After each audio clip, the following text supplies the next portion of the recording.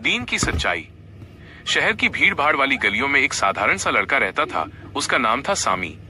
उम्र मुश्किल से 16-17 साल, लेकिन चेहरे पर मासूमियत और आंखों में बेचैनी साफ झलकती थी। वो एक दर्जी की दुकान पर काम करता था। घर की हालत ठीक नहीं थी। अब्बा बीमार रहते थे और अम्मी घर संभालती थीं। 3 छोटे भाई बहन भी थे, जिनकी पढ़ाई और खाना पानी का जिम्मा कहीं न कहीं सामी पर भी आ पड़ा था। सामी मेहनती तो था, लेकिन अक्सर सोच में डूबा रहता, क्या जिंदगी सिर्फ यही है, काम करना, पैसा कमाना और फिर दिन गुजार देना। उसके दोस्त मोबाइल, मौज मस्ती और दुनियावी चीजों में डूबे रहते, मगर सामी के दिल में हमेशा एक अजीब सी कसक रहती। एक रोज शाम को दुकान से लौटते वक्त वो पास की मस्जिद के बाहर बैठ गया। अजान की आवाज गूंज रही थी। नमाज पढ़ने वाले लोग अंदर जा रहे थे। सामी चुपचाप देखता रहा। तभी मस्जिद के इमाम साहब ने उसे देखा और प्यार से बुलाया, बेटा अंदर क्यों नहीं आते। सामी झेप गया, जी वुजू नहीं किया था। इमाम साहब मुस्कुराए, तो आओ वुजू कर लो।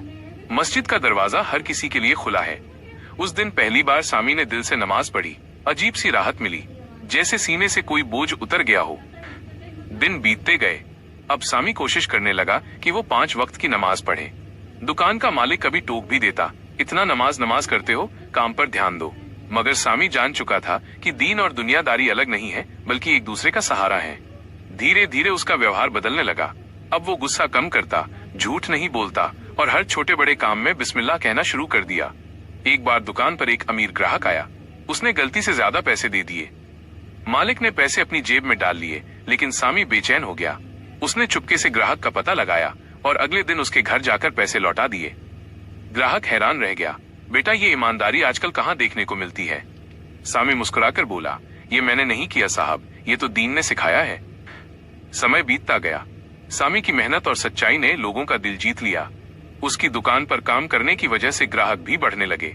मालिक को भी समझ आ गया कि सच्चाई ही असली कारोबार है। लेकिन असली इम्तिहान तब आया जब सामी के अब्बा की तबीयत बहुत बिगड़ गई। इलाज के लिए अच्छे खासे पैसे चाहिए थे। रिश्तेदारों से मदद की उम्मीद थी, मगर सबने बहाने बना दिए। ऐसे में उसके दोस्तों ने सलाह दी, चलो थोड़ा शॉर्टकट अपनाते हैं। अगर दुकान से थोड़ा पैसा निकाल लो तो किसी को पता भी नहीं चलेगा, अब्बा की जान बच जाएगी। सामी के दिल में जंग शुरू हो गई। एक तरफ बाप की जान, दूसरी तरफ अमानतदारी।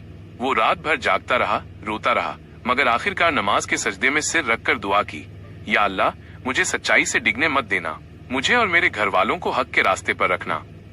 अगले ही दिन अचानक मस्जिद से इमाम साहब आए और बोले, बेटा सामी, मस्जिद की मरम्मत के लिए जो चंदा इकट्ठा हुआ था उसमें से थोड़ा पैसा बच गया है।